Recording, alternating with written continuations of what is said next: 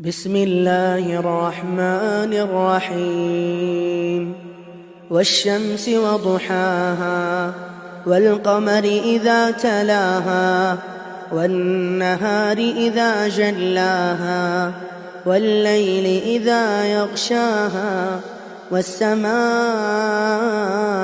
وما بناها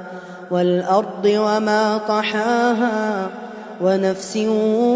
وما سواها فألهمها فجورها وتقواها قد أفلح من زكاها وقد خاب من دساها كذبت ثمود بطغواها إذ انبعث أشقاها فقال لهم رسول الله ناقة الله وسقياها فكذبوه فعقروها فدمدم عليهم ربهم بذنبهم فسواها